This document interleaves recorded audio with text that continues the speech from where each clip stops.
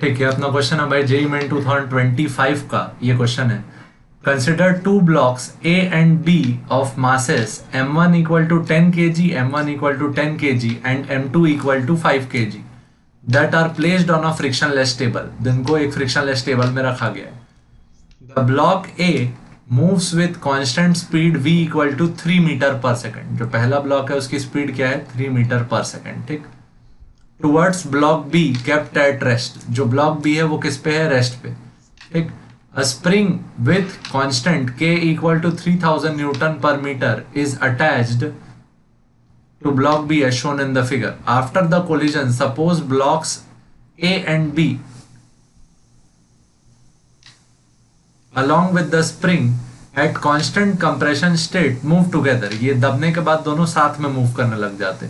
Then compression of the spring is, आपको बताना है ये स्प्रिंग में कितना कंप्रेशन है अगर ये पूरा सिस्टम साथ में मूव कर रहा है। ठीक है, जेई मेन 2025 का क्वेश्चन है। ठीक, लगाते हैं भाई।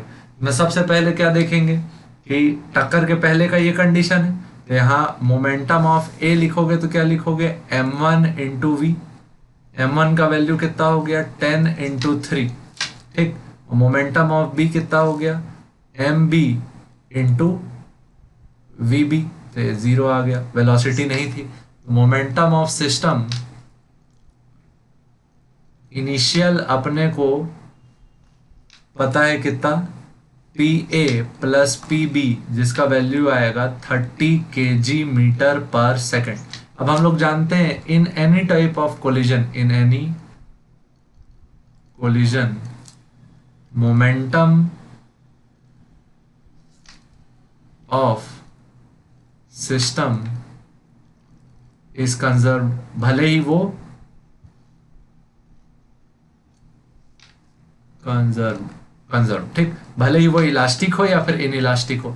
जब ये सिस्टम मूव साथ में कर रहा होगा तो ऐसा स्थिति होगा, ए ने किसको कंप्रेस कर रखा है, स्प्रिंग को, और बी को साथ में।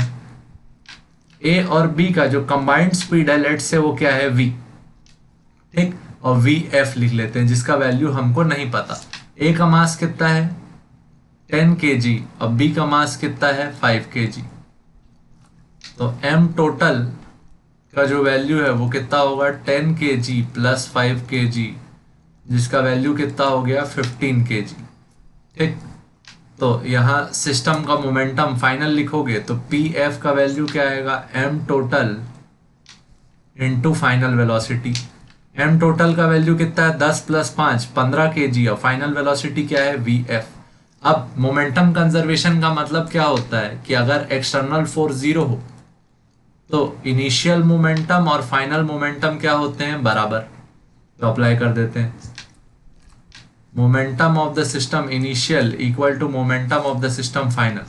तो इनिशियल मोमेंटम कितना है 30, फाइनल मोमेंटम कितना है 15 वी एफ। 15 1 जा 15 2 जा, तो फाइनल वेलोसिटी पूरे सिस्टम कितनी आई 2 मीटर पर सेकेंड।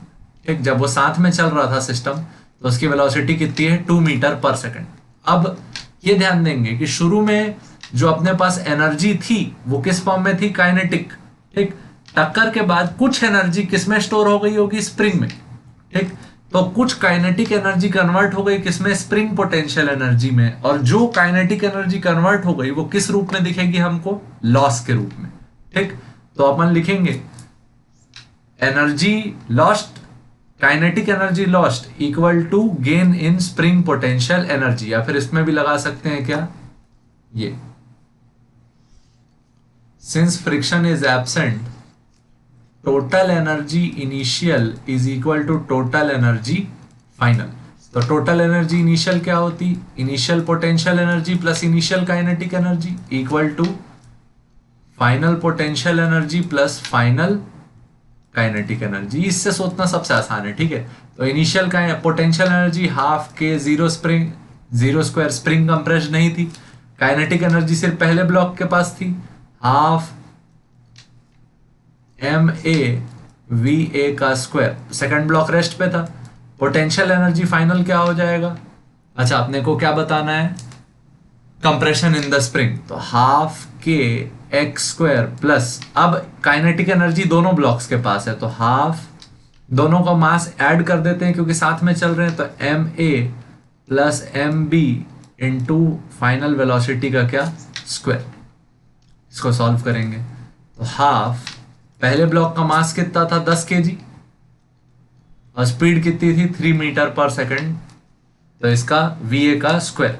एम ए का वैल्यू कितना था 10 kg, देखो ये अपने क्वेश्चन में दिया हुआ है, मास कितना था 10 kg और वेलोसिटी कितनी थी 3 meter per second, equal to half के का वैल्यू कितना है 3000 एक्स स्क्वायर प्लस हाफ, मास बाद में कितना हो गया 10 + 5, फाइनल वेलोसिटी कितनी है 2 का स्क्वायर, ये 2 से 2 क्या हो गया कैंसल। ठीक, 2 के टेबल में 10 कितने बार में आया 5 बार में, तो 5 × 3 का स्क्वायर इक्वल टू ये आया 1500 एक्स स्क्वायर प्लस 10 + 5 15, 15 × 2 = 30, 3 का square 9, 9 × 5 = 45 equal to 1500 X square plus 30। 30 इस साइड जाएगा तो क्या आया 45 - 30 इक्वल टू 1500 एक्स स्क्वायर, तो 15 इक्वल टू क्या आया 1500 एक्स स्क्वायर। 15 × 1 = 15 टेबल में कितने बार में आया 100, तो 1 इक्वल टू क्या आया 100 एक्स स्क्वायर, 100 नीचे गया तो 1/100 इक्वल टू क्या आया एक्स स्क्वायर। एक्स का वैल्यू क्या आया 1/√100, एक्स का वैल्यू कितना आया 1/10, यूनिट क्या रहेगा मीटर, एक्स को क्या लिख सकते हैं 0.1 मीटर, क्या लिख सकते हैं 0.1 मीटर। ठीक, तो यहाँ अपन ने कॉन्सेप्ट कितने यूज किए 2, एक मोमेंटम कंजर्वेशन और एक conservation of total mechanical energy. ठीक, ये हो गया अपना। देखो पहले क्या कंजर्व कराए मोमेंटम, किसी भी कोलिजन में, यहाँ कोलिजन जो इन इलास्टिक है क्योंकि शेप चेंज हो रहा है, ठीक है, तो इन इलास्टिक कोलिजन में अपन पहले मोमेंटम कंजर्व कराए तो फाइनल सिस्टम की वेलोसिटी निकली। उसके बाद क्योंकि फ्रिक्शन 0 था तो जितनी एनर्जी इनिशियली रहेगी उतनी एनर्जी फाइनली रहेगी, बस फॉर्म चेंज हो जाएगा। इनिशियली स्प्रिंग के पास कोई एनर्जी नहीं थी, पूरी एनर्जी ब्लॉक ए की काइनेटिक एनर्जी के रूप में थी। बाद में ब्लॉक ए ब्लॉक बी साथ में मूव करने लग गए तो उनकी काइनेटिक एनर्जी क्या हो गई half M A plus M B V F square और स्प्रिंग पोटेंशियल एनर्जी हाफ के एक्स स्क्वायर। ठीक, जो जो वैल्यूज अपने को गिवन थी वो पुट कराई, आंसर कितना प्रकट हुआ 0.1 मीटर। ठीक,